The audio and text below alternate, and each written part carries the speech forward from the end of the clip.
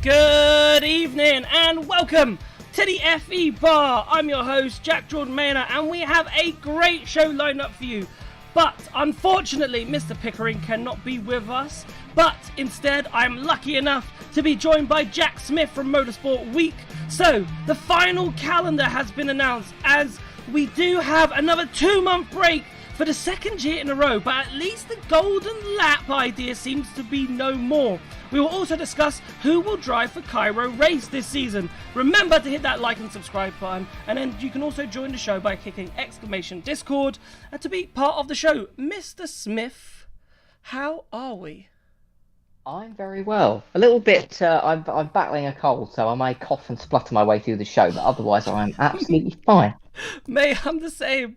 I am the same. I was gutted, right? Now, this is the problem, right? Being a primary school teacher with, what is it, like, working with nursery, working with 3-year-olds. I've already been ill once in this term, which is only 8 weeks long, and I've recovered from the sore throat. And then yesterday I was fine as a dandy. It was great. I was having a great day.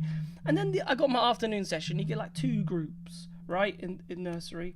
And my second group, oh my god, this girl sneezed, had the biggest, sorry if you don't like bogies, but she had the biggest snot bogies nose I've ever seen in my life. Had to clean that up. And then as we were going home, these kids just coughing in my face. I'm like, thanks. Thank you. And you know when you just sit down once they're all gone and they're like, I can feel my throat, and I'm like, screw you guys. I love them, but screw you. So yeah, honestly, not happy. I've got a busy weekend planned, actually. Busy weekend away, seeing family and friends, and I don't want to be ill, and I feel like I'm going to be ill, so that's not good. But apart from that, No. I think we're all okay, right? We're good. We're good. We're ready to chat. We're ready to chat Formula E, because let me tell you, right, a busy show that we've got lined up for you. So if you're new around here, please obviously remember to hit that like and subscribe button. Means the world to us. If you want to come and have a chat, I know I can already see that the Discord waiting room is piling up with people that we're going to bring in, right? But we've got a lot to talk about. We're going to talk about, honestly, the calendar. The calendar has been announced and the TBC race is no more. So we're going to be talking about that.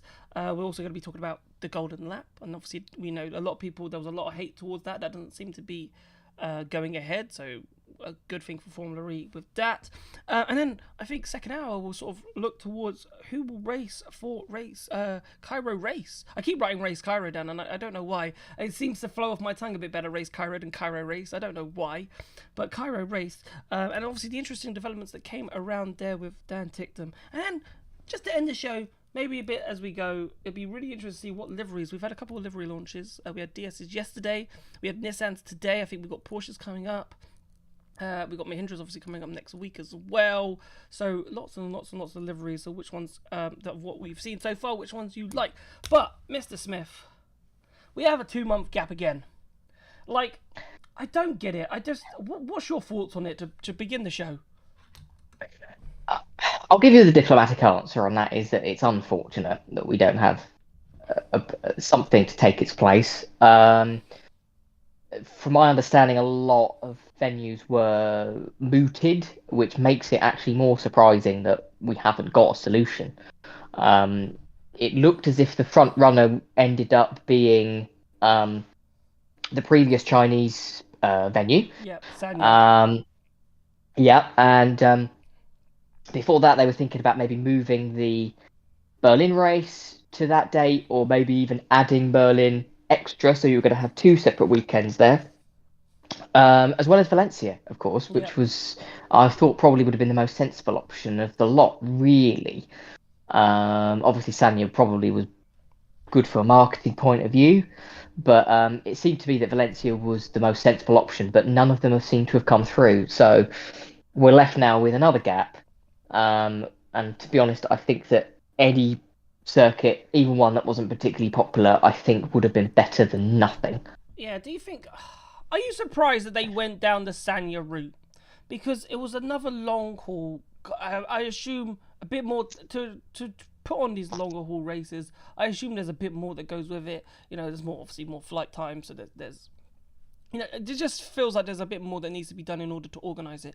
Do you think that was kind of the wrong route for them to go down compared to going down the Valencia route or a European race or even a European city potentially to hold that March slot? Yeah, I think like it was quite obvious that Sanya was a popular choice purely because China is a market they want to tap into, and Asia as a whole is a Yeah, market they want to tap into. But as you say, there was probably a bit of kickback from it from teams and yeah, whatnot about exactly what they were going to do, and maybe even they weren't even sure about getting the venue ready in time. Who knows? indeed. Um, but which is why it seemed to me that Berlin or Valencia were the best options because they're essentially oven ready. You know, Yeah, but Valencia particularly, the track's there, the teams and the drivers know all about it. They know how to get around it. Um, the only the only sticking point with Berlin is it may have been a bit too cold from a temperature point of view of tyres and so on. hmm But and Valencia again from that point of view seemed like a better option too. But um, it seems like they probably went for an option that a lot of people didn't want, yeah. and then they've ended up with nothing because they've left it too late in the day. Is it bad? And this is something that would be interesting to see what the fans think a little bit later on when we open up the calls. But in terms of, it's 2 years in a row, not the 2 month gap, but it's 2 years in a row that Formula E, right, wanted 17 races, right, to be the biggest calendar that Formula E has ever had. And there was a huge, thing about that. It's going to be the biggest calendar in the year last season. Interesting that they didn't go with that narrative for this season, that this will be, we will have it. So maybe there must have been some anticipation, even back when the calendar was first announced, that potentially maybe this race might not happen because they didn't make a big song and dance about it. Maybe they learned from last year, you could argue. But 2 years in a row, we've got a 2 month gap, and they've missed out on having the biggest calendar Formula E's ever had. Surely, for Formula E, it's a small kick in the teeth for everyone there, and I think it's a tough one for Jeff and his team to probably swallow. Oh yeah, I knowing Jeff the way I do, I suspect he's absolutely devastated. Um, so I'm sure he's tried very very hard because his vision for Formula E is admirable. I think he wants to turn it into something absolutely huge, and I think that he's really passionate about doing that. So I suspect he's pretty gutted that we haven't been able to find a race in that slot. Which is why I think at the end of the day something would have been better than nothing at all. Um, but I also wouldn't be necessarily surprised if they may shoehorn a double header in an existing weekend that isn't already that's already just a one race. That wouldn't surprise me. Well, that's what we were expecting, right? We were expecting. Some people were saying Miami might become a doubleheader. I'm surprised that isn't a doubleheader. Some were Yeah. talking about Jakarta being a doubleheader and so forth, but that didn't happen either. And I know we've done Jakarta as a doubleheader, and some people could say it's a long way to fly to do one race, right? A long way to go. So if you do two races, it feels like a bit more worthwhile stay. Whereas we're only doing one. So there was talk about them two being a doubleheader. Were you surprised that maybe those two weren't? Yeah, I'm surprised that Miami isn't. It's not like it would have been the first time a track that has never been used before has been immediately put in as a double header. We went to Shanghai Yep. uh, last season, and as a double header, I think it went pretty well, given that it was actually a relatively experimental venue to try. You're adapting quite a big power F1 circuit there, and it Yep. went pretty well, I think. So, and I think Miami's actually going to surprise people anyway. I have a feeling that that race is actually going to be better than everyone thinks it's going to be. Yep. Um, I wouldn't be surprised if they maybe try and scramble a second race in that weekend in the next couple of weeks. I suspect it's unlikely, but I wouldn't be surprised if they're trying. But I don't. But that couldn't. I don't know when that would be announced though, because that has to go through the FIA, and then the next motorsport unless there's one in Yeah. December. I think there might be one in December, but I don't know. I can't remember if this October 17th was the last motorsport council meeting for the year.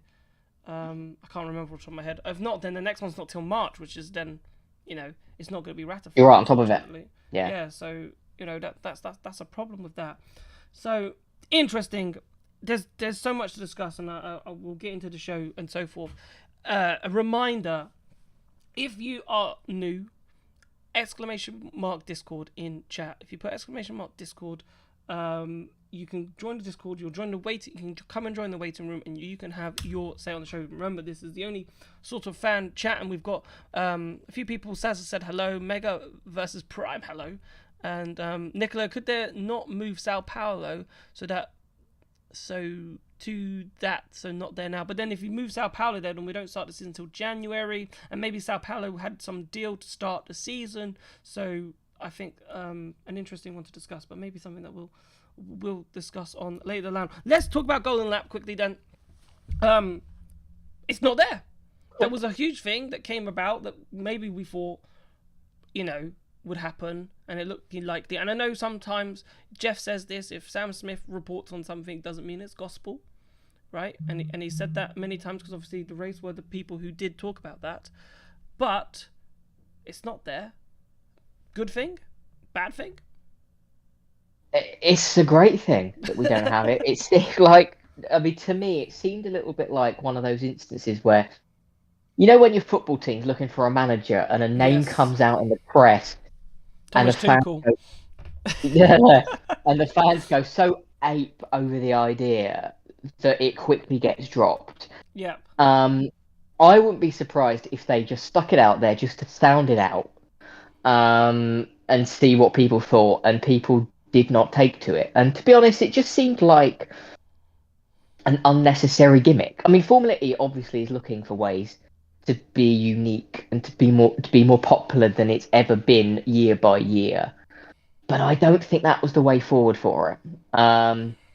For me, I think the best way forward is by doing less, and if they're going to do anything, I think that probably they should try and push through the idea of having a tack charge. That is, I think, the best possible solution to drawing more people in, because it is essentially Formula E's equivalent of having a fuel stop, old F1 style. Yeah. For me, that's the best option for them, and I wouldn't be surprised if we see that. The Golden Lap just seemed to me a little bit too gimmicky, and to be honest, if it was something that was going to decide a championship. If a championship was run that close and something like a Golden Lap was going to decide it, wouldn't be the greatest thing in the world. It would not be the greatest thing in the world, and I think that it would be such a sort of blot on the copybook of that particular season if that was what happened. So I think that is another reason why they decided it was not the best idea. Yeah, what was I gonna ask you actually? It's gone in my head and gone out of my head. With attack charge, a lot of people have said that it's going to be so confusing in terms of they're going to be a lap down. Is that a massive issue? That I think teams are making a bit of a mountain out of a molehill about this, because Indy 500, right? I'm going to throw Indy 500. I know it's a completely different style of racing, but that track is a 40-second lap, right? They make a pit stop, they come out a lap behind, but we know they're a lap behind, right? So surely, we understand in an Indy 500 they're a lap behind. We know at this precise moment they're a lap behind, and these people have still got to pit. And when they pit, it will rejig. It was kind of like when we did the single car pit changes, and sometimes they fell a lap behind. It didn't seem to confuse. It wouldn't confuse many people. I don't know if people were worried about blue flags.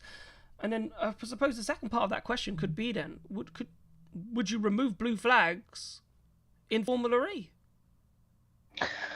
I don't think you should do that really in any form of racing. But I think probably it would have to be a case taken on its merit, whether someone is going to be more likely to then immediately unlap themselves. Because, of course, you've got the fact that, assumingly, it's going to be obligatory, so everyone's going to have to do it. Correct. So things are going to even themselves out eventually. It's a little bit like, although it's going to take longer, it is a little bit like basically an F2 race. Everyone's got to pit for tyres. And it might throw the order up a bit, but then again, that potentially gives scope, in my opinion, to there being even more closer racing, closer finishes, and if possible, closer championship fights. So it could be very confusing to start with, but I guess that's why we're going to have an initial run of it on day one in Valencia, just to see how it goes. If it's a complete shambles, then we probably won't. They probably won't do it this year. But then you But go on. if we get, if they work at it a bit more, I wouldn't be surprised if they work at it, towards Gen 4, if the dummy run, so to speak, is a bit of a disaster. But I'm hoping it won't be. I think it would be a good addition. Yeah, I'm hoping it's a good addition. I think it's. I've been very clear and been very clear with all the teams. I'm like, this is imperative technology. Like, this is technology that, a current car currently charges at 300 kilowatts an hour, in the real world, and then this is 600 kilowatts. So if you can double the charging capacity, and that technology filters down to the road, and everyone's got double the capacity to basically charge their car, and then the sort of myths of charging and reducing charging times. I think it's such an important technology. Formula E have to get it right. 100%, I agree, but the technology needs to come in one way or another.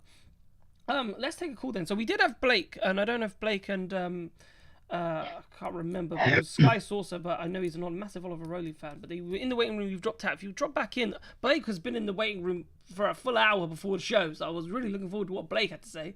So if you are listening and you want to jump back in, because I'd love to hear from you. So at the moment, Saz and Seb are currently deafened. So if you undeafen them, we can get you guys on fairly soon. But because they are deafened, we're going to take Nikki first. Nikki, welcome to the FE Bar. Hello, can you hear us? We can hear you. Hello, Nikki, you're in the FE Bar. How are you? Just tablet down so you don't get feedback. Fine, thank you. That's fine. Oh yes, yeah. The radio, the double radios. Well, you know what I'm like. I've got another bit of a rant to do. Go on then. What would you like to talk about? Enlighten us. First of all, calendar, right? If they knew that this race wasn't going to happen, right? Yep. Why did they not have an alternative? Number one, because as a Formula E fan, why have I got to wait 8 weeks for a race? That's what my first point. Yep. And can they really do something about it or not? I honestly, I think at this point it's too late. I think today was the day. Today was the day to get it sorted, and it hasn't been sorted. So today was the day, because I don't think now there is another chance, because it has to be ratified by the FIA, and they're ratified in these things at a World Motorsport Council meeting. I can't recall one being in December, but it's come out today as this is the final calendar, so this isn't changing. Right, fair enough. It's just that as a fan, I don't like that 2-month gap. No. I get that 100%, and we had it last year as well, because obviously we lost Hyderabad. We did. As a fan, how annoying is it? Because obviously the first race Sao Paulo clashes with the Formula One on the final race of well, not the final race, but the final qualifying session, and the events around that. So people might pick that. That's sort of big thing for me, right? Because I'm not just a Formula E fan. I've always been a Formula One fan, so I watch both. Yep. So it's a bit of a stickler for me. But then I also have to take into consideration that the FIA have to make sure that the calendars are done so that they're properly dealt with. Yeah. But what do we do about it? Well, I don't know. It's a good question. It's a question for Alberto Longo and Jeff Dodds and his team. Because at the end of the day, I would love to ask Jeff Dodds that question, but we're not having him on again. So we are having him on again. He's coming on in November after testing. It's confirmed. Right. Okay. He is coming. I think that's what the sort of question that I would like to ask him. And cool, Jack. Any questions for Nick? Well, I was just going to say, I think the problem is that with this calendar, the balancing act that Formula E probably have is the fact that they don't want to upset the fans, which obviously, unfortunately, is probably now the case, because we are going to wait 2 months and it truncates the whole flow of the calendar. But I suspect also they're probably not. They don't really want to upset the drivers either. 'Cause you saw how upset they were when they went to Misano because the drivers Yep. detested that place. They did not Yeah, want to but go hang on back a minute. there. Hang on a minute. Mazana, in my opinion, as a bike enthusiast, to me, is more of a motorcycle track. So we should never have gone there in the first place, in my opinion. Yeah, no, I agree. The cars did not look right racing on it. No. But I think, yeah, that's another thing I think Formula E are trying to make sure they didn't do. They did not want to upset the drivers either. And I have a feeling that whilst they're quite happy to go to Valencia to test, I wouldn't be surprised if they were not going to be happy with the idea of going racing there. Because you don't know exactly how a race would have panned out on a track like that. It probably No. wouldn't have been that much different from Misano. So there's no perfect solution, but I think we're all in agreement that it just cannot happen this time next year. No. No. Do you, I mean, I watch the sport as an alternative, as somebody that's like very much into like climate change and things like that, yeah. and obviously going to electrical vehicles. But to get new people to come in, do they really want to be waiting like 8 weeks for a race when we're trying to get new audiences in to watch Formula E? Yeah, for me, the winter months, right, have always been something that Formula E have tried, right, ever since back in the day, season 1, season 2, that they wanted to take advantage of no motorsport happening. So the bulk of the races need to be December, January, February, right? Mm-hmm. Whereas where we Agreed. have like in May currently, where there's like a race every couple of weeks, in December, January, February, we have one race a month. Really and truly, to take advantage, you need about 6 races in there. It needs to be maybe 2 in December, Right. 2 in January, 2 in February. In I terms totally of agree with you. to take Totally full agree advantage. with But Formula E, unfortunately, and I don't know what you think, Jack, as well. Like, unfortunately, for whatever reason, haven't been able to accomplish that. And this is the 11th season of trying.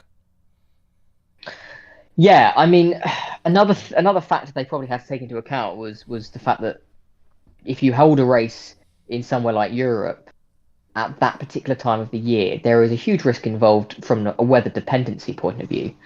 Snow. Is that what you're trying to say? Snow. The dreaded No, S I wasn't word. going to say so. I'd say more like cold weather and rain, because cold weather for cars like that, it's going to cause an issue, particularly with things like tires and track temperatures and all that sort of thing. So it's just a case of then having to scramble around looking for a venue where in a time zone where you've had the seasons are all different. And I think probably the scope for these sort of tracks are just not really enough at the moment. And to me, they probably should have planned a little bit more, given that the to be confirmed track was to be confirmed. There was a reason it wasn't ever actually officially announced. But I do think that they were fairly sure that it was going to happen, so they probably didn't give the alternative solution that much thought. And now we're sort of back to square one, where we have another big break. And yeah, unfortunately, it's just leaving Formula E wide open to criticism because. Can I ask a say, question, please, that you or Jack may not have the answer to, but it's something I wanted to know from another person's point of view. My opinion is also, it's not necessarily fair on the drivers when they're getting into like a rhythm and then they have to have a 2-month break. Yes, it does kill momentum. It does kill momentum. You know what I mean? Yeah, because if you're Pascal Wehrlein, right? Let's say, all right, you're defending your title. I know, maybe a bad example. But if he wins the first 3 of the 4 races that we have this season, what a high he's on. He has to wait ages, but you can continue that high. I think if it's Pascal Wehrlein on the other foot, who hasn't scored a point in those first 4 races in his defense of his title, then has a 2-month break to fester on it, and then then you have drivers like Antonio Felix da Costa. That happened to him last season. Right, and Sam Bird as well. Yeah, I suppose so. True too, and had that sort of time to reevaluate, reset, and go again. And then look how well Antonio Felix da Costa did for the remaining of the season. So it can work both ways, I suppose. It can trump you, but it can also push you on. Right, Nikki, thank you so much for coming on. Thank you, Blake. Excellent stuff. We're going to take some other calls in a second, but we're going to go to a break in a moment, and then we'll do it. But one thing I wanted to talk to you, Jack, before we go to a quick break, is we're talking about this winter, the 10 seasons stuff. Does that mean Formula E have got it wrong, right? Because you said quite rightly there that the weather is an impact, right? They've really, really wanted to take advantage of this time period. Have they got it wrong, or is there just not enough interest, do you think, in the series for it to have a significant amount of races in a warmer climate? Because when Jeff came on and we asked him about Australia, like, Australia would be a perfect time. It's summer down there, right? It's summer, but it's not a market Formula E are interested in. No, and obviously as fans, European-based fans or English-speaking nation fans, we would love that. Me and Pico, touched on it last time about having a race to somewhere like Adelaide. We'd love it. Whether anyone else would, I don't really know. Which I think is why their fallback plan was centered around going to Asia, because that is also a market that works very, very well for them. So it's all about having to get the balance right. They need to find a venue to plug that gap, but they need to find a venue that is actually not going to be empty when they turn up. Yeah. And I think that's what that's the risk you're also gonna run. Yeah, indeed. Right, what we're going to do is we're going to take a couple minutes break, just so me and Jack can just rest our voices for 2 seconds, get it back, get some water down us, and ready for the next section. We'll take more of your calls, heading up towards the end of the hour. So we'll be back in about 2 to 3 minutes.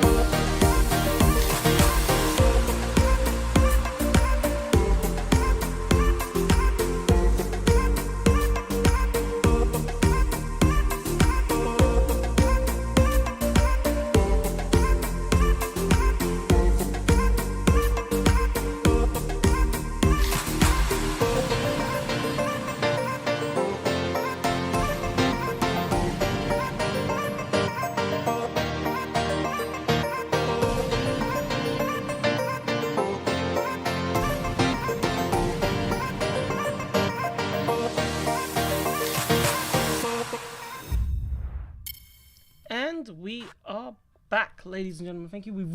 We've refreshed, and Blake and it's Ryan actually. I remember who it was. It's Ryan that's in the chat. They've come back in, right, and I'm delighted. Blake was in for an hour, so I cannot wait to find out what Blake has to say. Let's get him in. Blake, you are on the FE bar. You were very keen one in it for a while. Okay, hello. Hello, can you hear me? Yeah, I can hear you just fine. Good. What would you like to say? I'm all I'm gonna say, hallelujah. Thank God I haven't got that golden lap. Oh, golden lap. Let's talk golden lap. Let's not talk about that. I already discussed it last week. I do not want to discuss it this week. But you must be happy that it's not in there. Yeah, that's all I'm gonna say. I'm happy that they scrapped that stupid rule. I'm pleased with that. Anyways, not beating around the bush. I'm going to say I'm looking forward for this year's calendar. Even though there is a chance for a Peloton Star race in Miami, because instead of being at the Gardens, is at the Speedway. Yeah. Oh, I've got a bit of background. Yeah. Yeah, sorry, Blake. I had like a brief echo in my ear, so I might need to try and see if I can play around with some settings on my headphones. So I heard you about like 4 times there. Oh which dear. was really odd, but it did come through. But it was just I don't know what's hearing me 4 times was terrifying.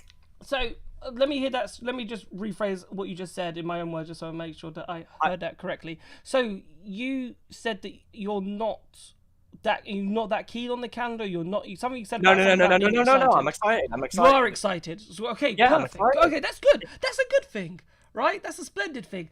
What makes you excited about the calendar? It's just the amount of different races this year. I mean, as much as I want to go back to South Africa, but that is a completely different discussion. I'm happy with the calendar. I'm pleased it's a good mix of tracks. It's not directly directed towards one single style of track. So I'm happy with it. No, it's good. So is the time gap? So like at the beginning of the season, we have, what was it? Sao Paulo on the 7th, and then we got a race in January, then one race in February. Does the 2-month gap bother you too much, or is that something that you can live with? Not really. I mean, it really depends on what the drivers are doing. Could depend on which team members are going to go do. Let's say, for example, a driver in FE is going to do GT World Challenge or the WEC or IMSA. That kind of frees up their schedule, and it doesn't mean we have to have another Berlin situation again, like last year. So yeah, we can avoid some clashes. Yeah, very true. Are you surprised though? Because obviously it was a TBC race, which we all know pretty much was Thailand.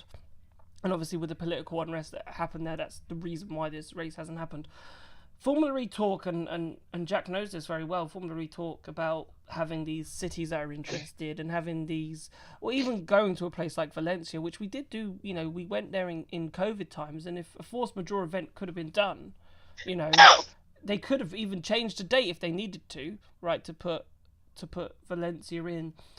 Are you surprised Formula E haven't gone down that route to make sure, because they've wanted this 17 race championship for such a long time, and it hasn't happened? Are you surprised that they didn't go down that route of trying to find something? I mean, it is what it is. I mean, to be honest, Valencia is more suited as a test track, anyways, compared to a racetrack. To be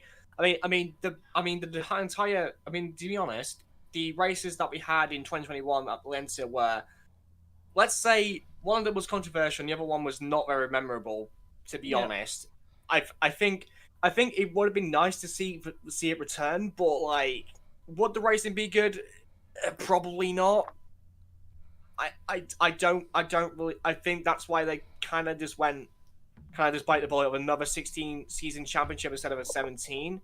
So as much as I want to see Valencia return, I kind of see the reason why, because what happened a couple of years ago with those races. Well, yeah, with the obviously the infamous everybody running out of users, but then that doesn't happen anymore. The subtractions don't happen anymore, so that race would probably not happen again. I don't know if I think you'd agree with that, Jack.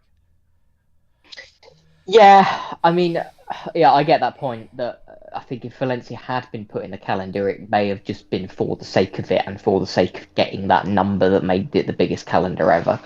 Um, because to be honest, out of all the European races, as I said before, what in terms of weather dependency, Valencia was probably the safest one. Yeah. But yeah, you were running the risk of having another extreme sort of peloton race.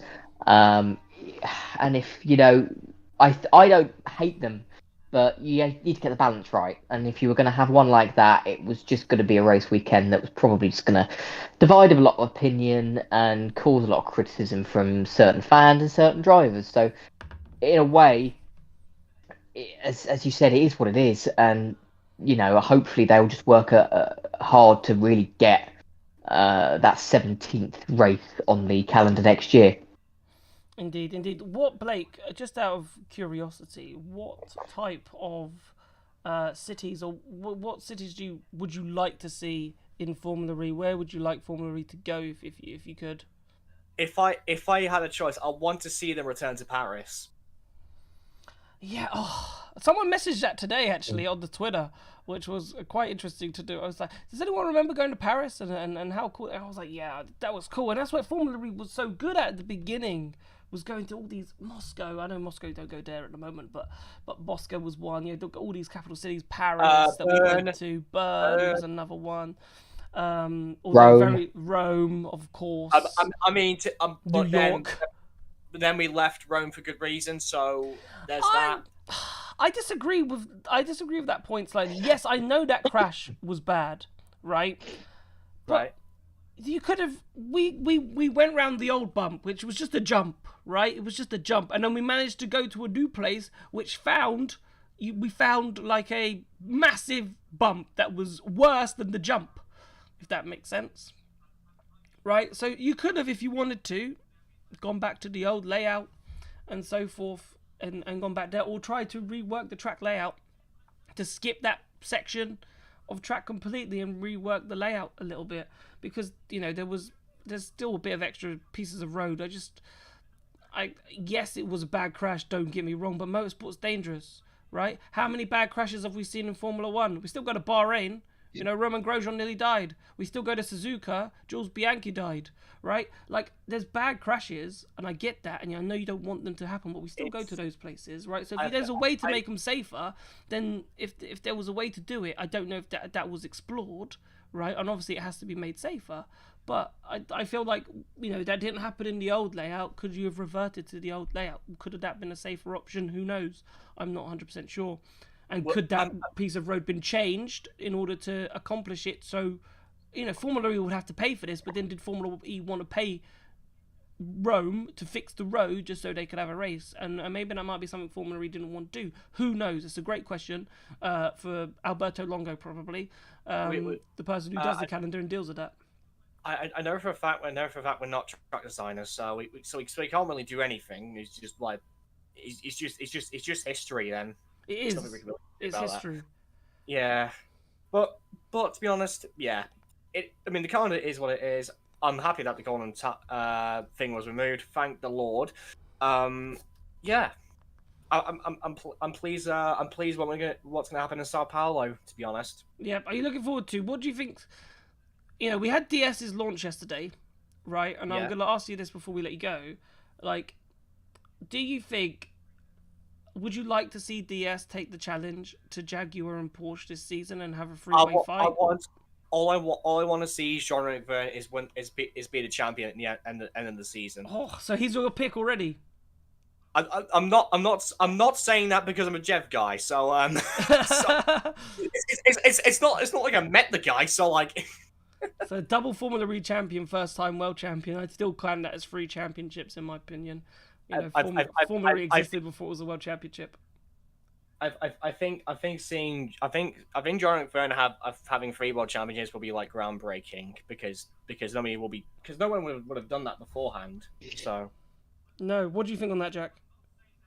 Do you know what? I mean, I think DS Penske are well placed. I think they're well placed to challenge. They've had a slight overhaul of their backroom staff. This is their first full season with Phil Charles. We saw the improvements that they made once he came in. It was one of the best cars over a single lap. Hence why it used to be quite near the front in qualifying fairly often. It just used to fall away in the race. So I wouldn't be surprised if they're going to be up there.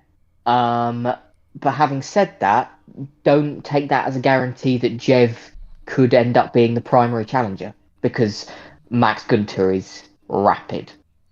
No, 100% sure. I think Formula E need DS. DS obviously were a championship, and obviously we were there. Obviously they launched the car, and we were part of the media roundtables. And I asked Phil about, well, I know it's part of the project, but Jev very much in that press conference was pretty much like, I'm here to win.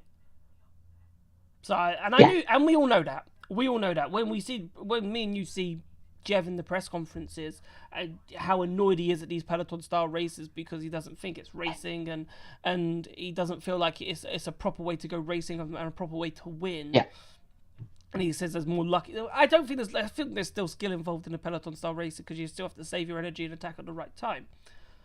But I understand that, things can be taken away from you. Look at Mitch Evans, for example, in Portland, who could have won that race, gets the puncher. And then the 5-second penalty, causes the puncture with Jake Hughes, and gets the 5 second. Like, anything crazy could happen that you didn't really mean to do. Like, Mitch Evans didn't mean to do that. Probably was just minding his own business. And, and things like that happen. So yeah, it's an interesting thought. But Blake, we'll leave it there. Thank you so much for coming on. Thank you so much for sitting in the waiting room for so long as well. Yeah, thank you. No worries. Have a good night, everyone. And you. And you, thank you. Right. Cheers, guys. Bye. See you later. Bye. Right, we will get Saz in. Hello, Saz. Hello? Hello, how are you?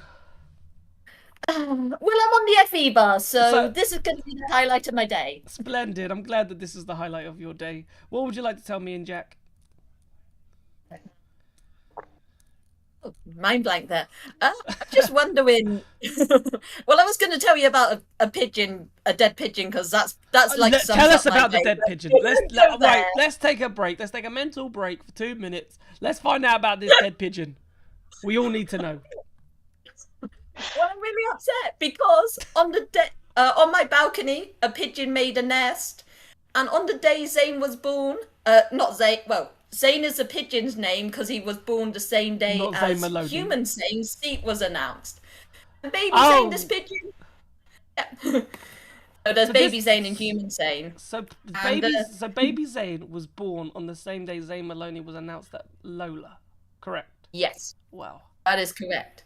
And so I haven't been able to use my balcony, but I've been watching this little guy grow up, and he was doing really well. He was getting strong, getting feathers, and doing great. And this morning and last night, yesterday he was fine, and this morning I woke up and he was dead.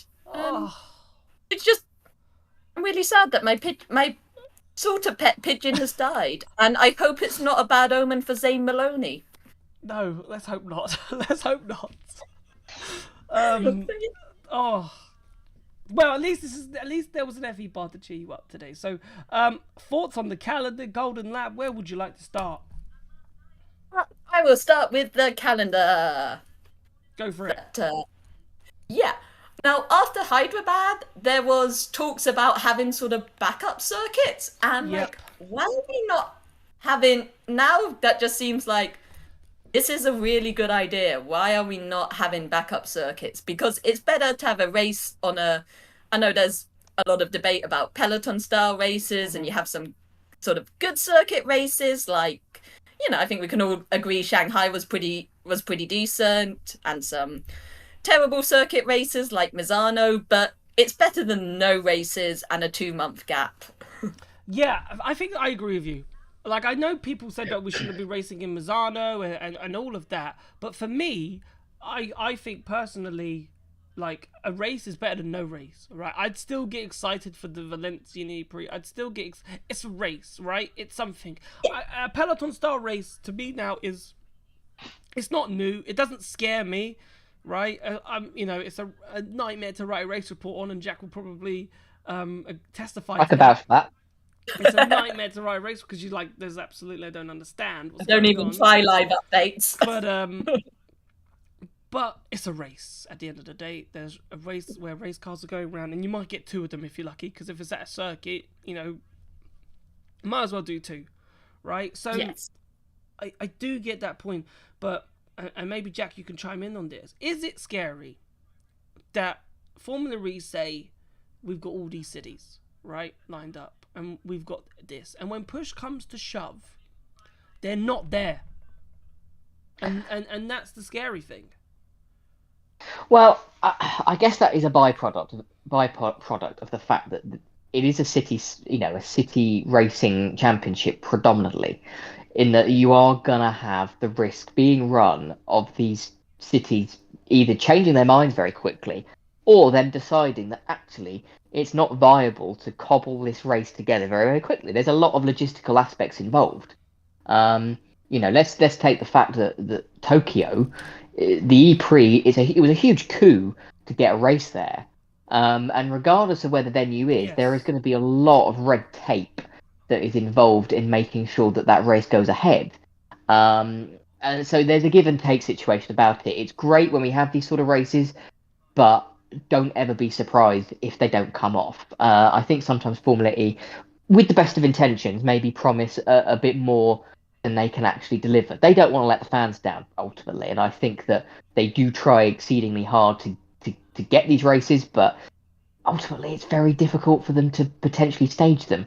And I also take the point about, peloton races. We don't want to have too many, but there's also a counterpoint, I think, to be made, which is I think there are varying degrees of peloton race. Some border on ludicrous. Some are actually make the races very entertaining.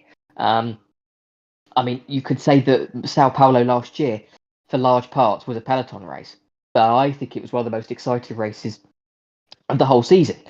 And then you had Bazzano, which was the opposite. So if you pick a circuit and you get the right one, then I think it can work very, very well.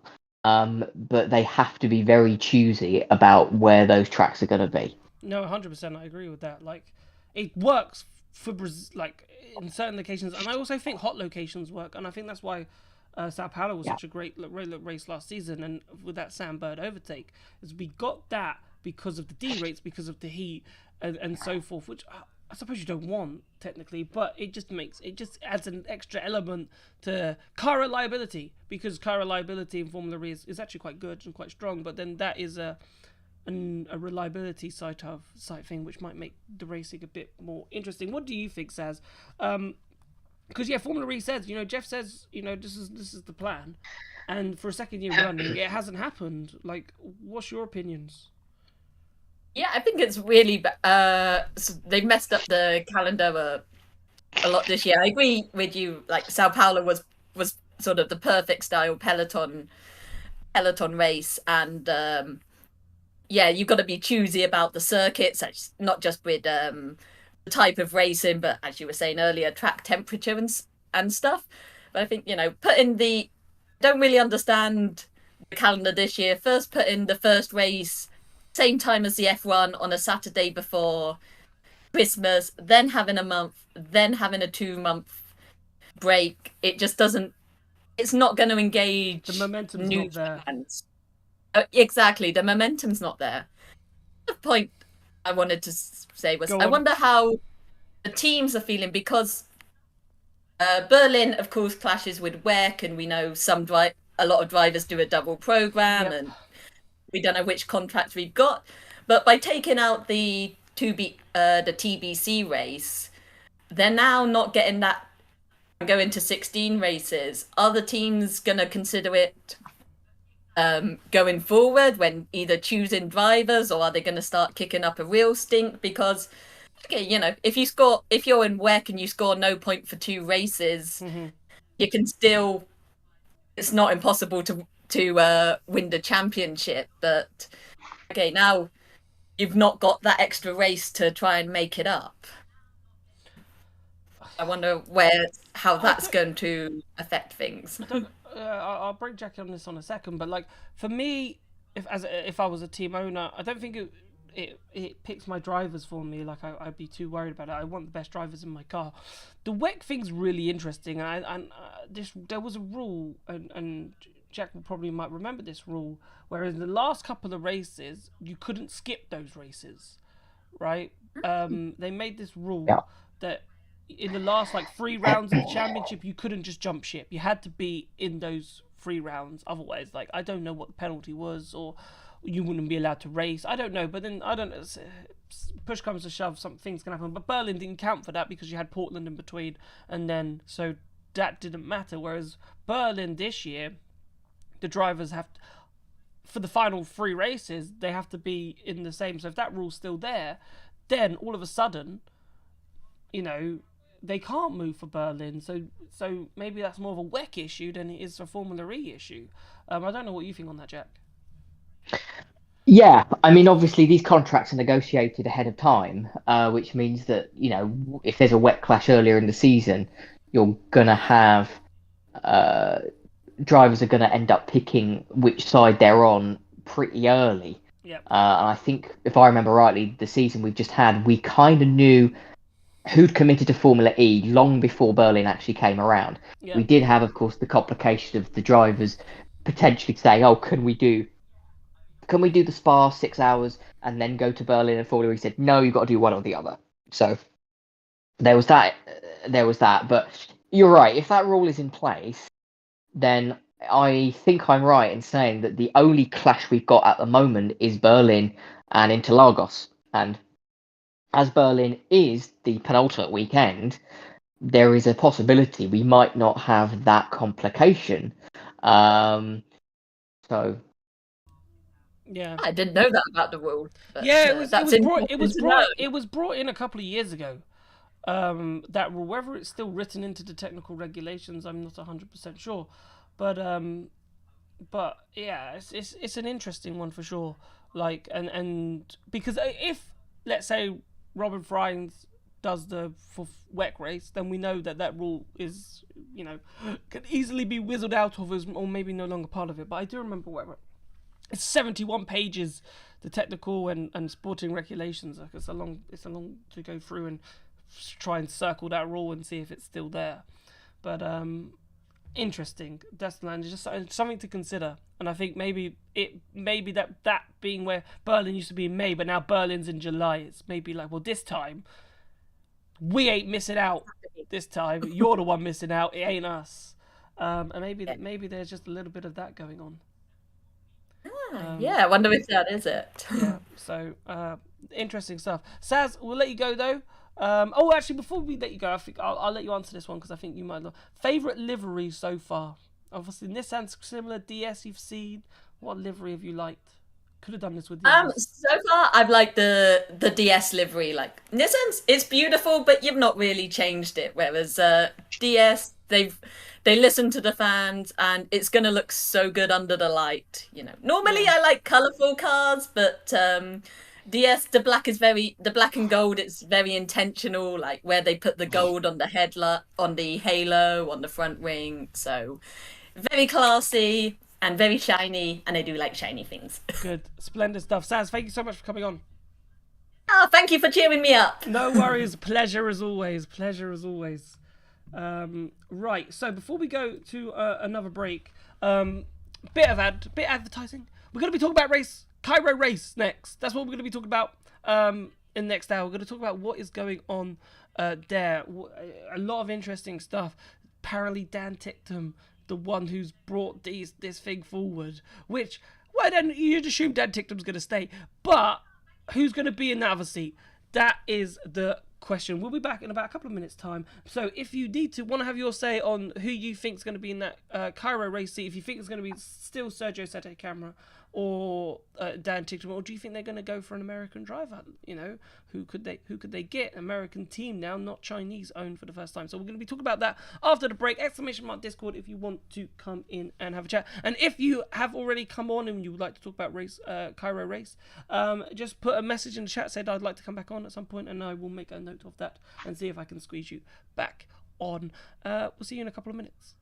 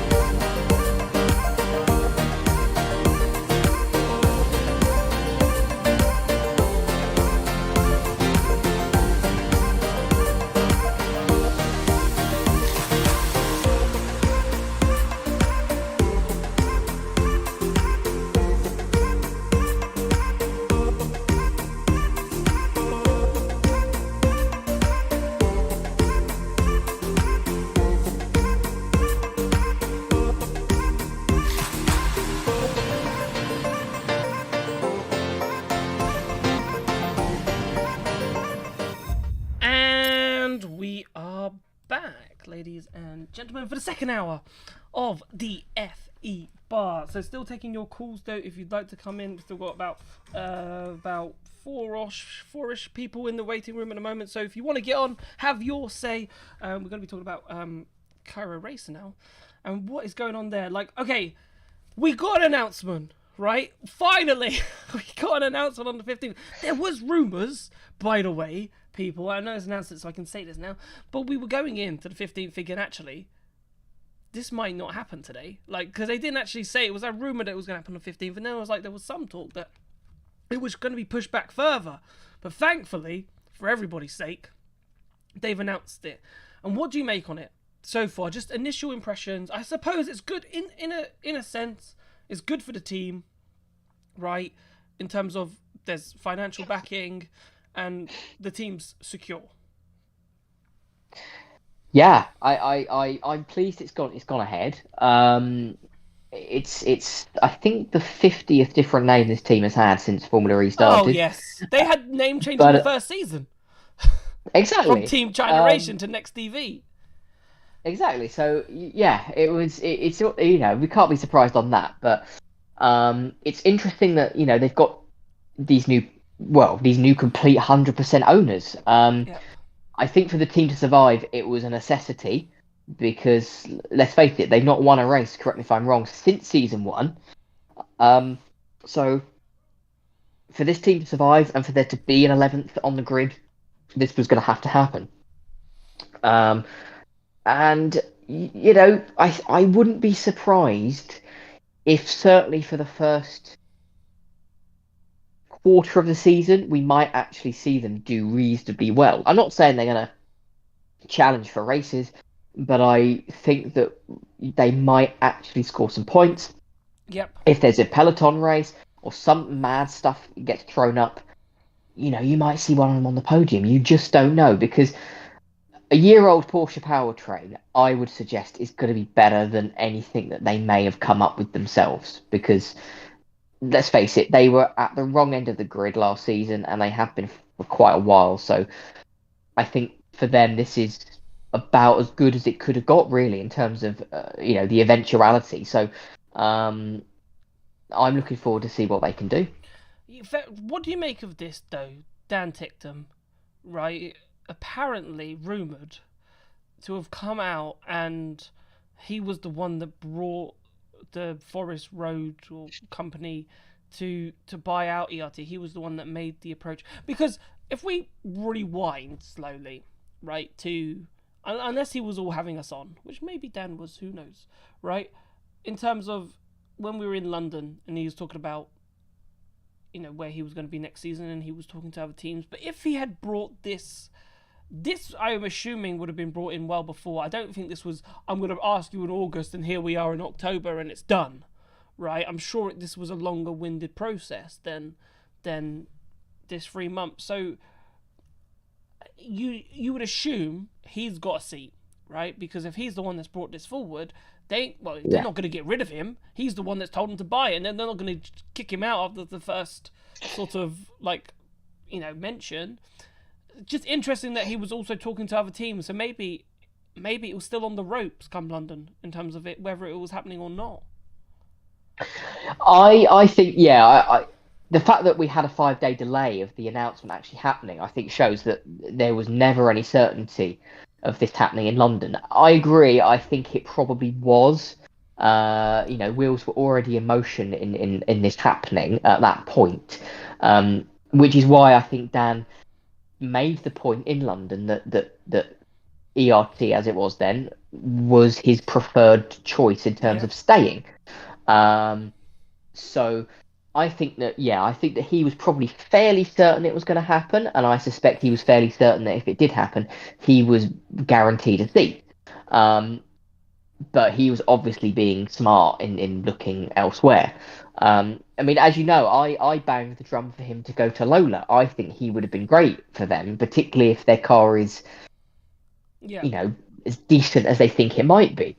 But yeah, I think it would be wholly cruel to see him booted out now. And and I expect him to remain in the team. I wouldn't be surprised if Sergio ends up in the team as well. But I think that's part of where the delay was. I've heard conflicting reasons as to why. One of them was the fact that certain bits weren't confirmed and agreed and signed, so they had to.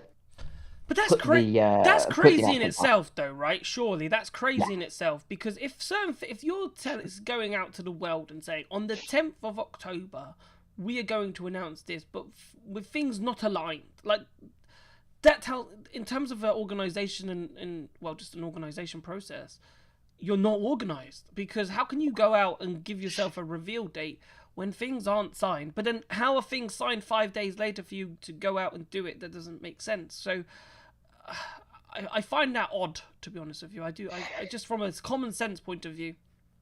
Yeah, I think the two things I've heard is that certain things hadn't been agreed, potentially with the powertrain.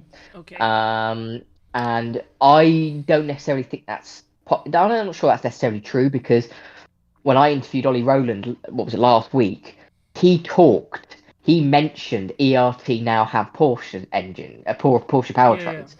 So he was talking like it was matter of fact. Yep. The other thing I had heard is that because they are American backers, they did want an American driver. But I suspect they were put right when it was probably explained to them, that there's not really many of them on the market, particularly for a Formula E drive. Like, can you name that many? No, unless I go into IndyCar. But then, who are you going to take from IndyCar into a Formula E seat? I don't think we know. Colton Herta's not going to turn up. Will Power isn't going to turn up. You know, like those guys are looking at Formula One. Those guys are looking at Formula One if they're thinking of leaving at all. Which is probably unlikely for them. Exactly. Especially Colton, I think his chance has been and gone. Yeah, exactly. And I think, to be honest, the best they were going to do was probably get someone from Indy NXT. And to be honest, there's not really many drivers that are marketable. Yep. Because they're not as well known. That's just a fact. So the only other option they probably could have looked at was Jack Crawford, but he's just committed to another year of F2. So for me, I think, from what I can tell, the only options they've really got is stick with Sergio, or they go back to the table with Sasha. But as I understand it, they spoke to Sasha before this was completed, and he said no because he wanted to stay with Nissan, and he thought he was staying with Nissan. And then after Nissan got rid of him, he went back to them, and they'd already kind of moved on from that. So I'm not sure Sasha's going to get the drive. If he does, I'd be fairly surprised. I would stick my neck out and say that Sergio is going to get the other seat. Chris in chat is 100% right, and I'd love you to come on, Chris, if you can. But Stingray Bob, what a name Stingray Rob is. I couldn't believe, right? I was like, what a name. Just the name alone, I'd have him in my car. Stingray Rob. I was watching IndyCar, right, or whatever it was, the Indy 500, and I was like, like the races before, when you get into the Indy 500 and it's like, there's that, let's take a bit of IndyCar on, see what's going on, right? You're like, oh my god, he was instantly my favorite driver. So I would love it to just say, yeah, who you interview? I'm just interviewing Stingray Rob. Can you imagine? Sometimes those names are quite deceptive, because in Formula One we had an American in Scott Speed, and he wasn't that quick. No, but then he came to Formula E and finished second in his first race in Miami. True. Right? That is true. That shocked me.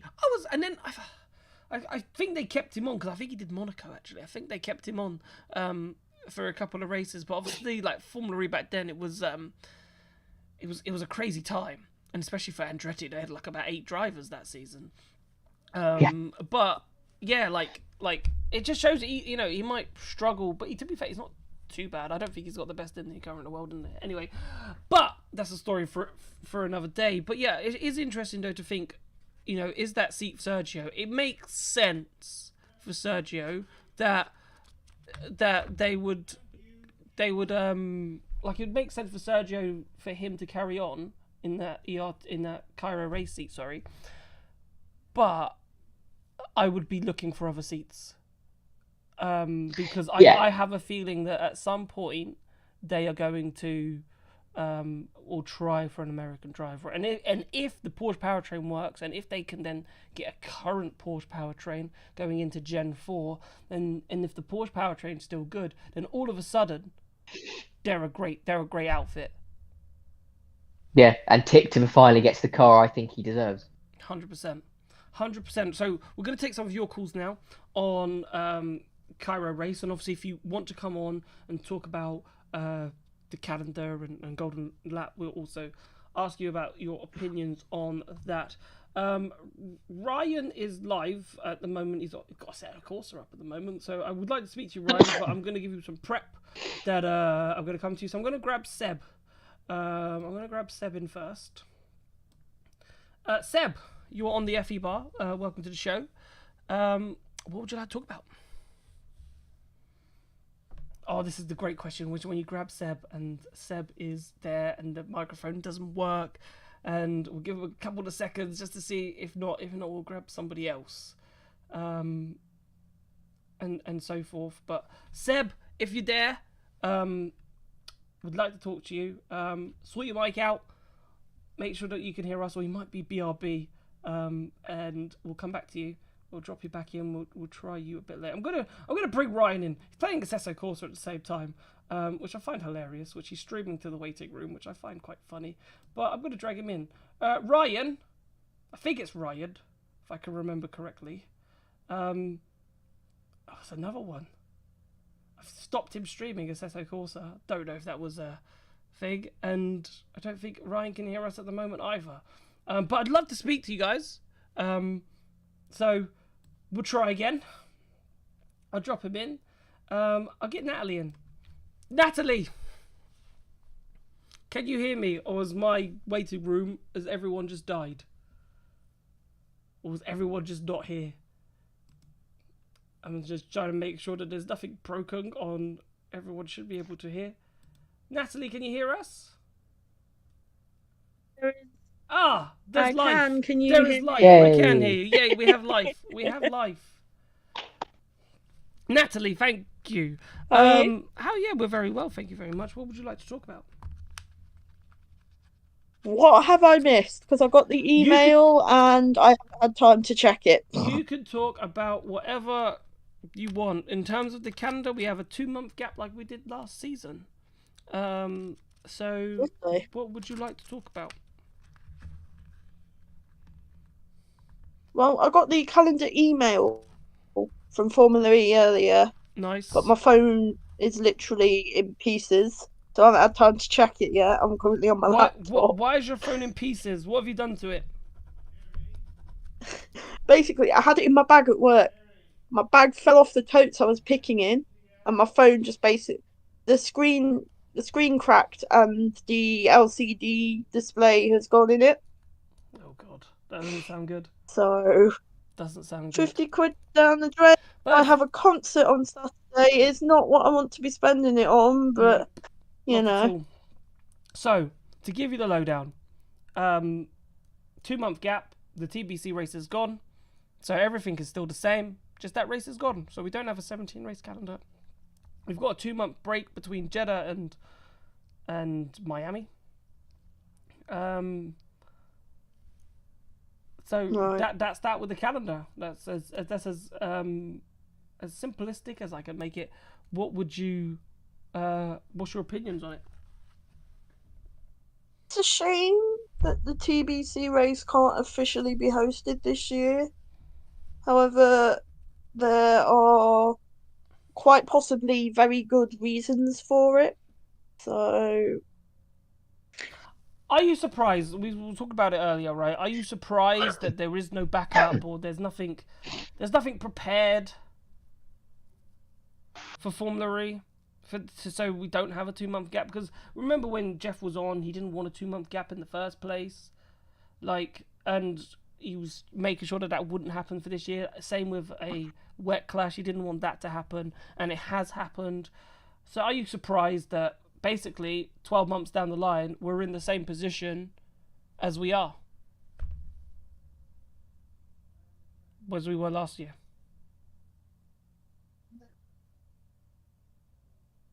Natalie? Hello? Hello, can you hear us? Can hear you. Can Yeah. you hear me? Yeah. You went very quiet there for 2 seconds. Yeah. To be honest, I am very surprised. However, with the political stuff going on at the minute, I'm not at the same time, Okay, if that makes sense. yeah. So you think it's just very hard for Formula E to find a race? That's not European, yes. But Jack made a very good point earlier. If the weather's not 100% in Europe in February and it's snowing and nowhere suitable for a race, then you're kind of stuck between a race cancellation, which they absolutely do not want to do, or a race postponement, which puts more strain on the calendar at the end of the season. Okay, so you're saying Formula E are caught between a rock and a hard place? Basically. Yeah, what are your thoughts on that, Jack? Yeah, I would largely agree with that, because if you run the risk of going to Europe, the race ends up getting cancelled, or it ends up getting called off for whatever reason, and you've basically wasted people's time and money. So, as annoying as it is, a 2-month gap, and it really is, I don't think they could run the risk. I think it was probably cheaper and safer to do this. However, I do see the point that they have to think about if this sort of race is going to get booked, and then with the potential of getting cancelled, they are going to have to think of a backup straight away. Yeah, I just don't think. Go on. Sorry, Natalie. I'd have to wholeheartedly agree with Jack there. Like, if a race can't go ahead for some reason, they need to have that backup. Otherwise, it just runs the risk of what's happened this year, this season, and last season happening. Like, yeah, I don't mind the 2-month gap because I've got other sports I watch, but it's annoying nonetheless for the fans and the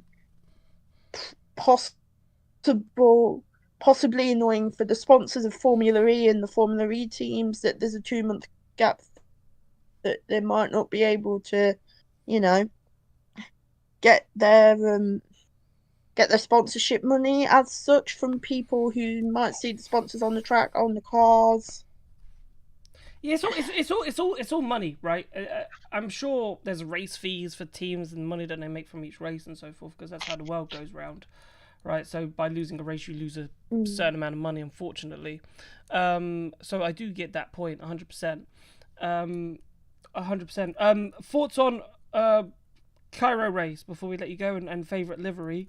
Cairo, obviously, Dan Tickton probably is going to stay if the rumours are true that he's the one that brought it forward.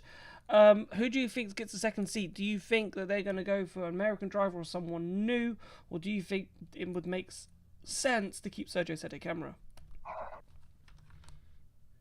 They'd be stupid not to keep Sergio, but if they didn't and they wanted to get an American on board, I'd fully get behind that too.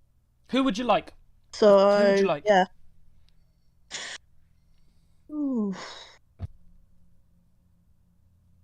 Someone like Scott Speed or Will Power. I don't know how old Scott Speed is now, to be honest with you. I'm sure he's well into his 40s. I was going to say, he must be. Yeah. I wouldn't say he's past it, but I don't know what racing he's been doing. I know he's been doing a lot of rallycross type stuff, but I don't think he's been in an open wheel for a very long time. He definitely went into rallycross after Formula E, I know that, but what he's been doing lately, God knows. But Will Power, I just can't see Will. It's a bit like my Daniel Ricciardo. I'd love to see Will Power in a Formula E car. How cool would that be? But I just can't see him. I can't see him being tempted away from IndyCar, unfortunately. No. Pato was another one I'd love to see in Formula E in the future. Potentially. I know he's got his eyes set on Formula 1, and I know Jack will know this, but the McLaren have got their drivers lined up. But unless McLaren wanted to put him into a series like in Formula E, but then Formula E and IndyCar I don't think work well together, calendar-wise, unfortunately. So a bit of a sticky one on that. Natalie, we'll let you go. But thank you so much. Our favourite livery, actually, before I let you go, which livery have you liked the most so far that you've seen? Ooh. The Nissan one looks pretty cool. The one that they had in Tokyo, carried forward. So it's the Tokyo livery of Nissan or the DS of Monaco? The DS one I don't really like that much, but it'll grow on me as time goes on. I think. So you're gonna go 1-1 then. We had one for DS, one for Nissan. Because that Nissan livery is such a beautiful livery, I think. It is a gorgeous livery. Right, Natalie, we'll let you go. Thanks for coming on, and we'll speak to you soon. Yeah, speak to you soon. How you doing there, Mr. Smith? Yeah. I am good. I'm just holding on to the cough. Yeah, I was just looking at you. I was like, oh, poor boy. He looks so ill. Oh, it's horrible, isn't it? It's horrible. It's horrible. I know. It's horrible. I feel like you're much further down the illness line than I am, unfortunately for you. A little bit. Like I'm just at the start, right? And I'm trying to soothe my throat, and you're like, oh my god, kill me. Like. No, actually, to be fair, I'm not that bad. It's just the cough. The cough is the horrible bit. Yeah, it's holding it in. It's like, oh, it's just. Yeah. It's just. Oh, yeah. I know the feeling. Right, we'll do one more call, and then we'll go for another break, so we can. I do want to try Seb and Ryan again. But let's try Seb. Seb messaged to say that his connection was died at the wrong time. So let's give Seb's connection another try. Seb, we brought you in. I don't know if you can hear us. I know you were in on YouTube saying that give it another try, basically. But hello, Seb. There we go. Oh, we've got you, Seb. I heard like two. Yes, I can hear you clearly now. Perfect. Delighted. Oh, finally. Right. So what we'll do, right, is we'll shut up and we'll let you talk. So what would you like to say? Oh, right off the bat. Okay, we were just talking about this in the waiting room. Is it Cairo or is it Kiro? Okay, this is a great question. Right? This is a great question. Now, someone, according to... So Mr. Pickering works very close to the factory and has a few friends that work there. And they go with this Kiro. I'm going with the English, right? Kiro, because the I and the R sound make an sound. So it's like I-ro. I don't know. I've kind of got it as a... I don't know. But Kiro to me are like that phonetically, that's not correct. But if that's what they want to call themselves, so you know when you're like American, you're like, well, that's what I said. I said Americans, they do say things a little bit funny. So if that's how they want to call themselves, but they actually haven't told us how to pronounce it technically. It's just from hearsay, I think, so far. So we'll see when we'll see how Tom Brooks says it, and then however Tom Brooks says it, we'll say it, or however Jack, when he's in testing in a couple of weeks with Mr. Pickering, how they might find out how they say it, and then we'll go from there. If Tom Brooks gets an inroad, he will call it the team from America, though. Yeah, that's true. I just call it. Just call it. Well, race. you say that, but then there's multiple American teams. Well, that is also true. But Andretti's like a big established name, though, isn't it? It's like a Andretti. We know who Andretti are. But what do you think? That we'll stick with them, Kiro or Cairo, however you want to pronounce it, for this time being. What do you think? Were you surprised that Dan Ticktum potentially is the person that brought this forward? Like it came from Dan, not like shareholders, these things would normally happen. I mean, all I can say is just massive props to him if that's the case. Like it's a damn good job. I applaud him for that. No, it is impressive because that's pretty much unheard of, right? A race driver going in, can you save my team, please? Like, and for it to for it to work. Do you think, Sergio, were you surprised that they did this announcement on the 15th and they haven't? I know testing is a couple of weeks away, so they're going to have to put some drivers in it for testing. I'd be shocked if we go to testing and, Sergio and Dan turn up but they're not confirmed. That would be interesting. But are you surprised that, as part of the announcement, that they weren't involved in it?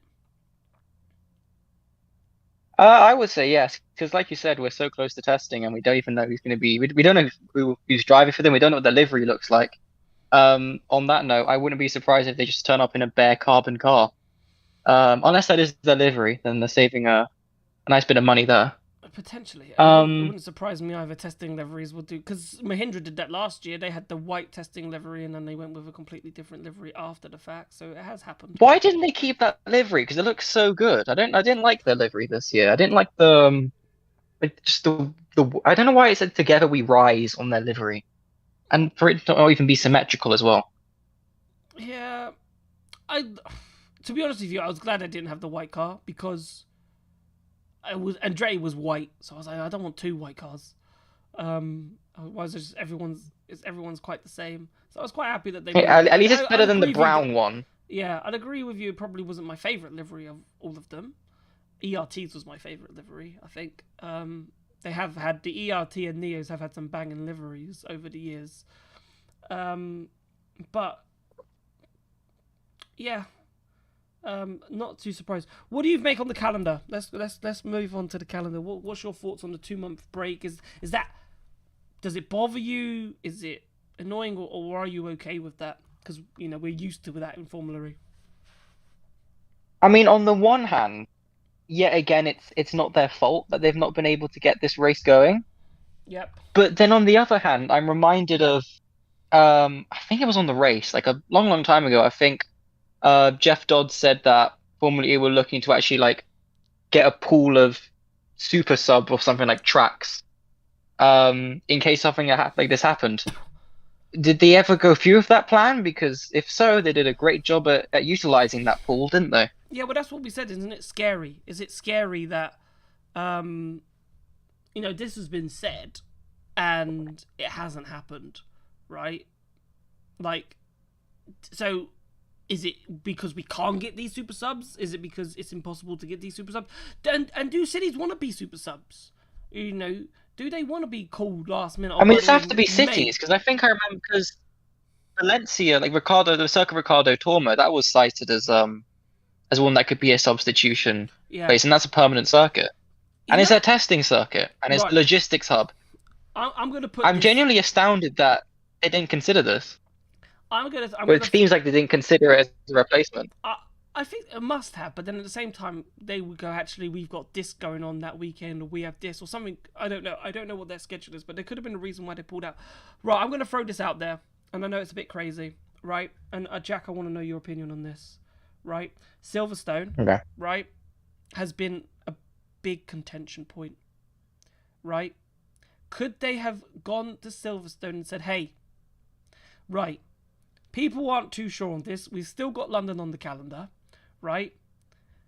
Could they have raced at Silverstone as a test? As a test to see if it would work, if it would be viable, and then they can 100%. And if Silverstone's a massive success, they go, right, see you later, London. Silverstone's going to work, no dramas. If it doesn't work, well, we've still got London, so we'll just sign another contract and we'll just stay at London. Do you think that? I'll go to Jack first, and then Seb will get your opinion on that. What do you think? Could that have been a possibility? From the time of year point of view, probably not, because we know what Silverstone can throw up in July. It can tip it down a rain. So I don't think from that point of view it would have been viable. I mean, they could have, if we were talking about a race that was on the calendar and it had got thrown out later on, I don't see why not, but I'm pretty positive Silverstone just won't work. And the thing is, there's lots of layouts that you can use, but I don't think any of them are going to be particularly viable for a Formula E race. The national circuit is probably the most likely. I don't think that would have to be chock full of makeshift chicanes like they did in some parts of the Misano track, and no one liked that either. So I don't think it's good. It would have worked. No, it's interesting on the Silverstone one. We'll get to that topic in a minute, I suppose. But Seb, what do you make on that? Well, I think I've made my opinions on Silverstone quite clear before. Um, But would you have accepted it as a test? That's the difference. So the question's slightly different. Would you have accepted it as a test event? Like, okay, we'll go to Silverstone, we'll see if it works, and if it doesn't work, we don't have to go back. If it works, then we've got a decision to make. Would you have at least given it a go? I know it's hypothetical, but this show sometimes goes into the hypothetical because we need to. But as an idea, right, of putting Silverstone, because it's been a contention, the drivers don't really like it. We could have tested it and go, right, we told you so, and then we go, all right, fine, cool, we'll stay with London. I'm sorry, Mr. Pringle, I know we took you to Shanghai and we've buttered you up and so forth, but unfortunately it doesn't work. Because yes, the weather may not have been right, but I'm sure people would still flock there. Rain, sun, or coldness. I'm sure the people would flock, right? And I know that's a question. I know the transport links aren't great, but it's the racing, because they looked at Misano and they thought, well, maybe if this works, we'll keep it. They didn't keep it. They could have gone to Silverstone and then, so okay, it doesn't work. Because I'm sorry, in my opinion, the first race in London, the Saturday race, was one of the best races, in my opinion, in Formula E season. Right, the way that Pascal Wehrlein dominated it. It was a proper race. There was no peloton, right? We got some great moves. It was a good motor race. So to me, it was a good advert for London being a Formula E race. But a test for Silverstone in that March slot, opinion. Not in March, because I think early March, especially in the middle of England, is probably going to be quite wet. It's wet And if you anyway. want to test out a It's circuit, wet this having summer. it Did you see our summer in this what will season? probably be. Yeah, I mean, I was away for most of the summer, but Lucky you. I saw it.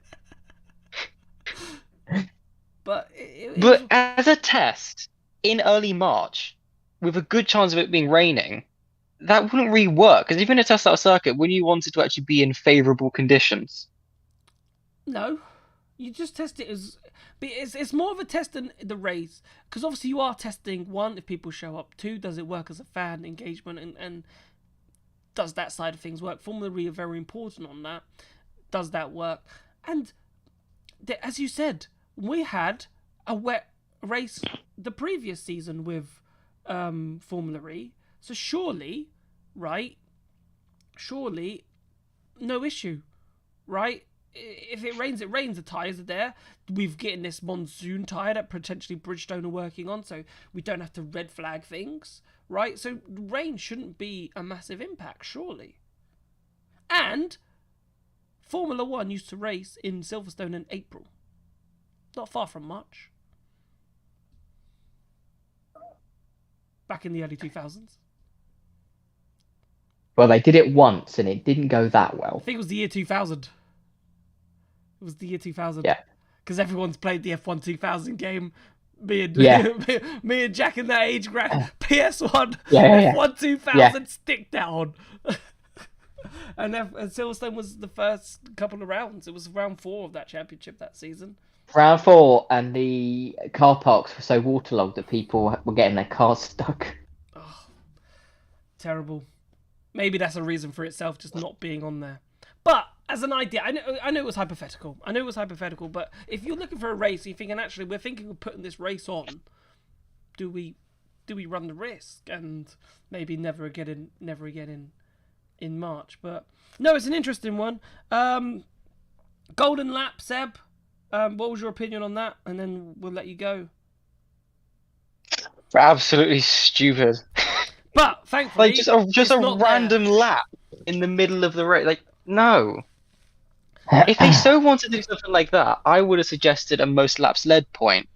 Yeah, But then again, that week. works more in IndyCar because, you know, ovals and stuff like that. But it could work in peloton races. It could work as well, because then you don't want to drop out of the lead, don't you? You've got more intention to stay in the lead of the race for longer.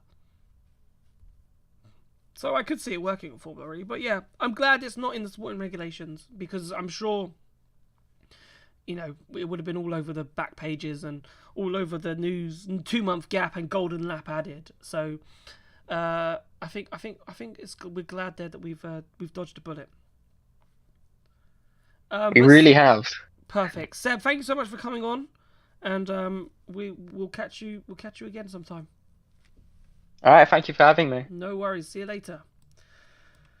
Okay, what we're going to do now is we're going to take our final break, and then we will see you on the other side. We've got about 2 callers to get through currently on the waiting room. If you want to come on !Discord, have your say on the events, the calendar, Golden Lap, who you think, what driver would you have at Kiro Race for this season if it's not Sergio Sette Camara because of the ownership change. We'll be back in 2-3 minutes, gives ourselves a little bit more of a water top-up break, and we'll be back for the final action of the show. We'll see you in a minute.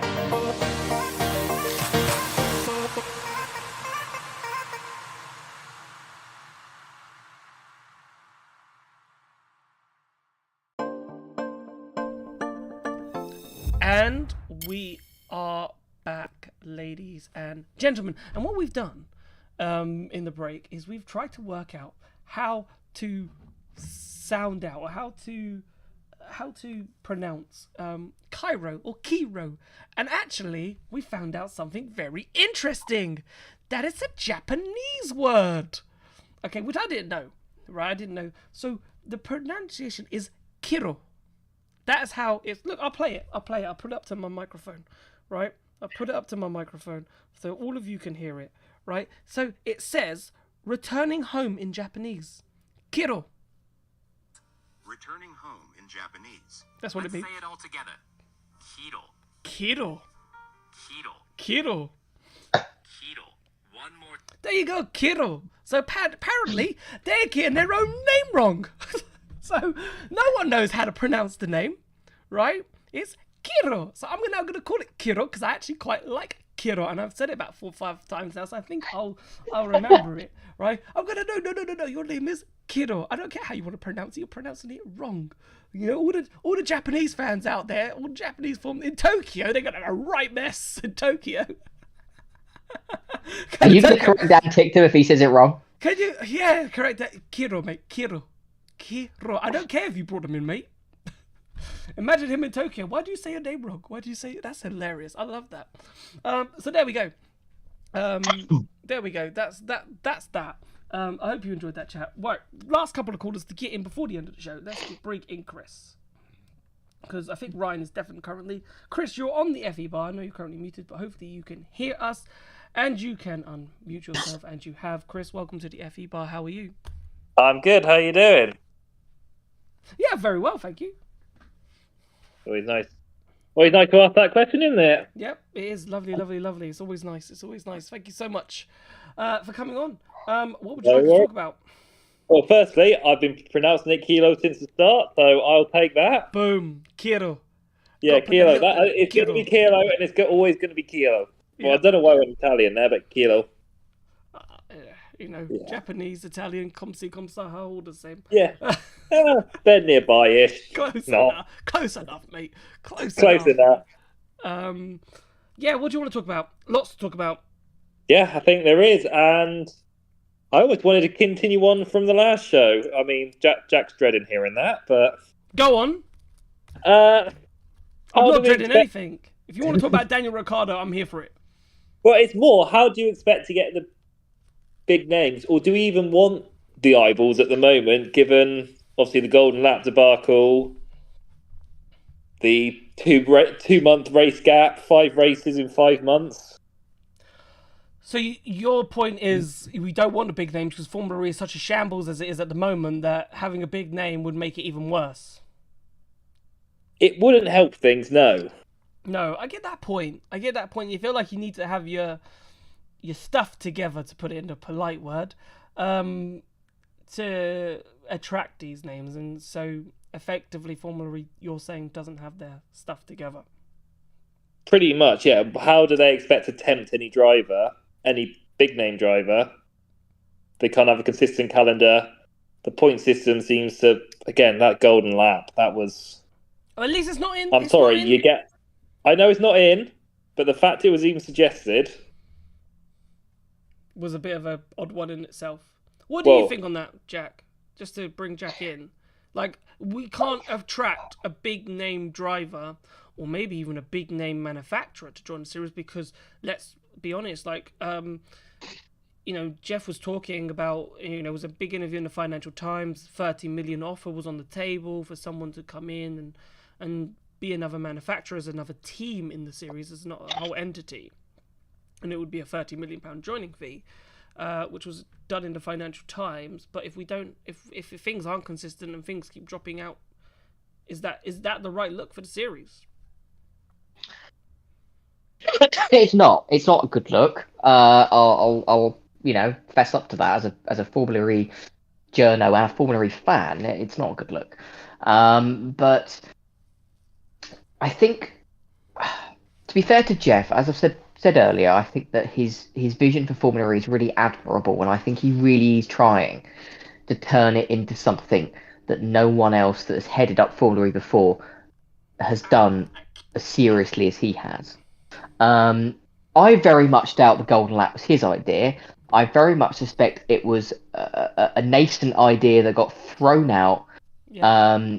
It somehow landed in Sam Smith's ear and decided to run with it, and then it was quickly derided and was then disregarded. I don't think it was probably ever seriously considered.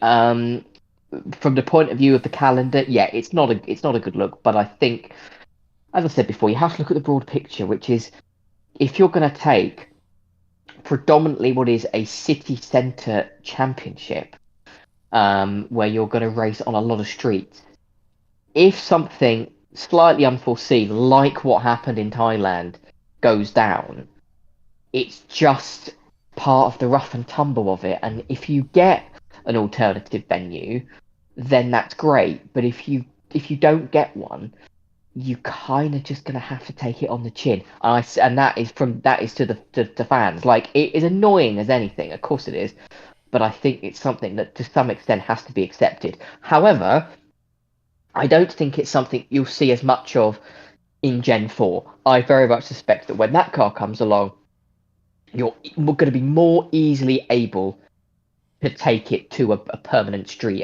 the permanent track location, because I think the cars are going to be more able to be raced on properly without it being a Mazzano style affair.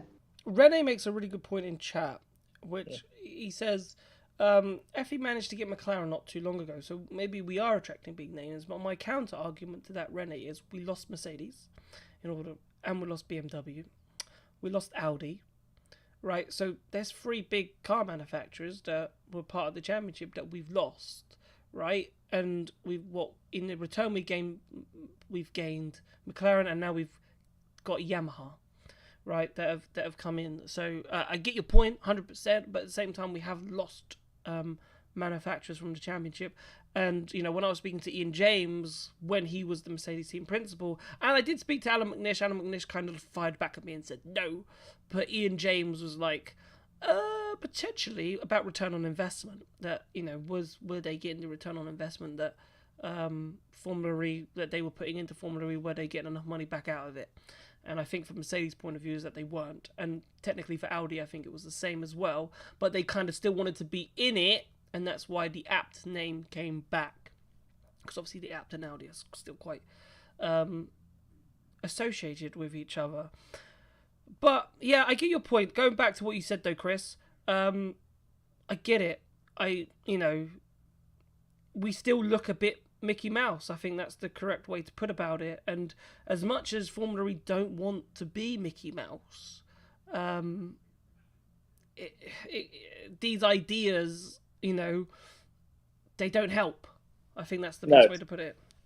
No, and I will admit they're trying to be different. Fair enough.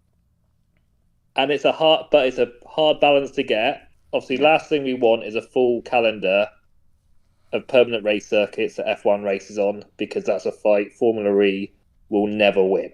Yep, agreed. And as I said, I was going back in the day, and I said to Pico, and I said this to you, Jack, and I don't know if you agree, like, Formula E need to go to sexy cities, right? And I said Portland wasn't a sexy city, and I'm, maybe harsh on Portland. I've never been, right? But it doesn't, Vancouver's is literally a 5-minute over the bridge drive. But Vancouver has such a bigger pull than Portland as a name, right? And wrong Vancouver, but carry on. Is it the wrong Vancouver? Yeah, there's Vancouver, Canada, Vancouver, Washington.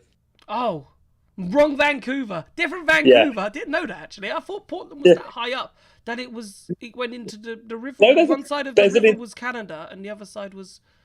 No, there's an entire state between them. Oh my God, my apologies. My apologies. But anyway... my apologies. No, I thought that was weird because I remember I was like, oh, Vancouver's just there. I was like, oh, that's interesting. I was like, my apologies. American, when you got like Birmingham and London, like Birmingham's in Alabama, it's like, oh my God, great. Anyway, but Vancouver's got such a big pull, and I know it's a different country in Canada, but like still not miles away from each other. They're still quite top Seattle area of the country. Right, so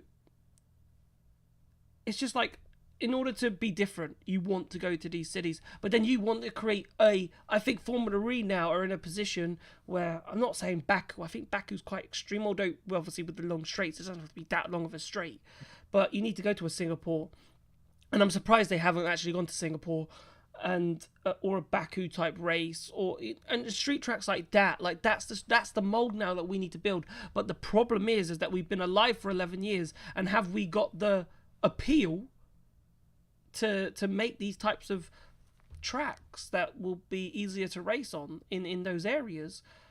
I don't know. That's the question. But then at the same time, we can't race on an F1 track proved by Jeddah because we have to half it. So if we have to half Jeddah's track, then we can't keep half. Then what is the track? What track will suit a Gen 4 car if we can't even race on a Formula 1 circuit? Jack wants to speak.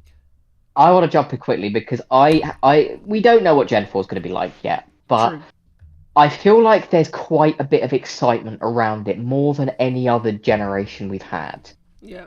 And to me, there is one circuit where you might get a happy medium in everything we just talked about. I feel like it could work on a Gen 4 car if it's as quick as we think it could be, and that is the Montreal F1 circuit. Yeah, Ooh. 100%. I fully agree. Big city. Fully agree. Big Big city. city. It's Montreal's perfect. It's a nimble circuit with quite a lot of slow complexity to it. The straights are not particularly long. The longest bit is the back straight after the hairpin before the final chicane where the Wall of Champions is. You've also got that appeal as well, that the cars could go into that. Yeah. I think a circuit like that would work.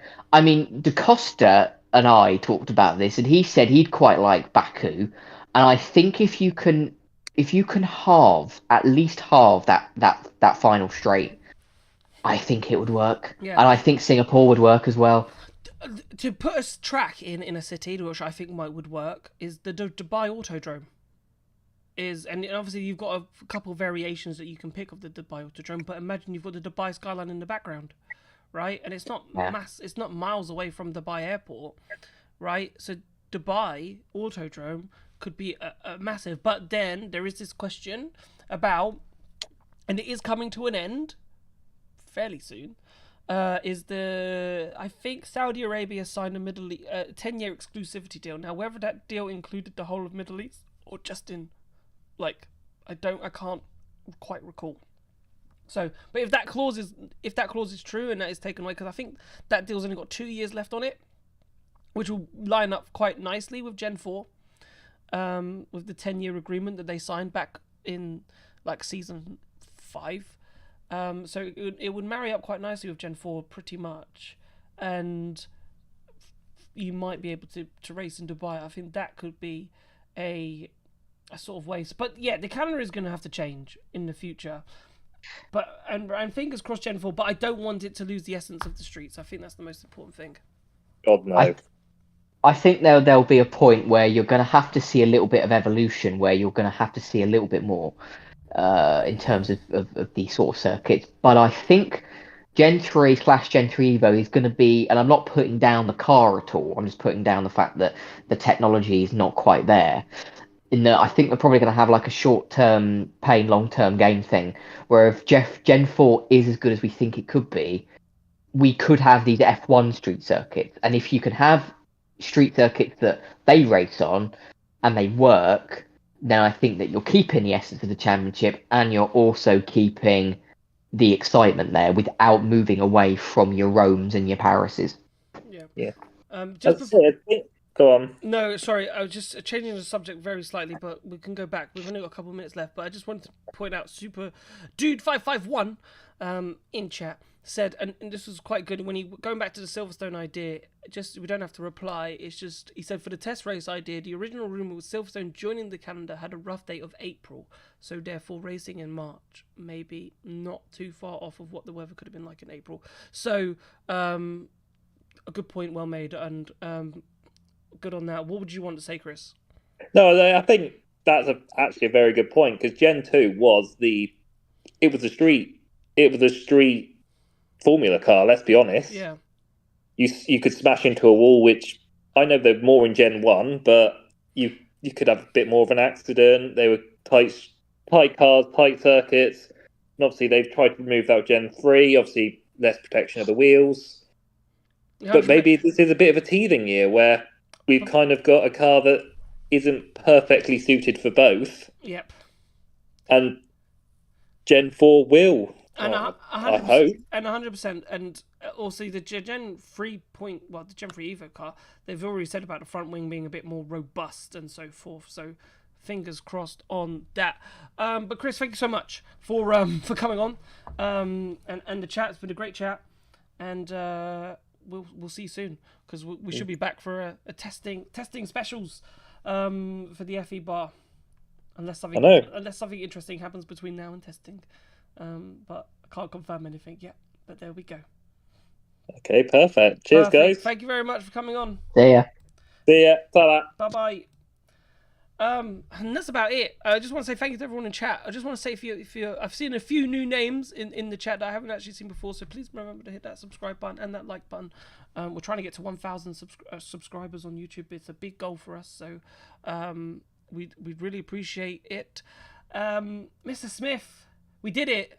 Our throats have survived. We've put it with tea and water, and we've got through the show, and I think it's been an alright show. We've had quite a few people come on in the end, and you know, I've hoped you thoroughly enjoyed your first part as co-host. Oh, I've loved it. I'd love to come back and do this at some point. I think it's been great. It's been good fun. It always is the FE Buzz good fun. But as again, it's you that make it. It's the hardest job I think I've created here. It's because I could sit here with Jack and no one's in that waiting room, and that's the most scariest thing in the world. But the fact that we had like 6-7 people in that waiting room is incredible. So thank you so much. So this has been the FE Bar. We will be back. We'll definitely be back for testing. I am not at testing. Mr. Smith will be at testing, representing Motorsport Week. Mr. Pickering will be at testing, and hopefully we'll have one more. Hopefully Aisha, some of you met Aisha in London, and she's been on the show too. Hopefully, fingers crossed, she will be there as well. And yeah, I might be here on my Todd doing FE Bars, finding out what's happening, because everybody else is in Valencia having a great time while I'm still here. But someone's got to hold the fort. But thank you so much for watching, and we will see you for pre-season testing in November. Have a good time. Enjoy the rest of October, and we'll see you soon. Good night.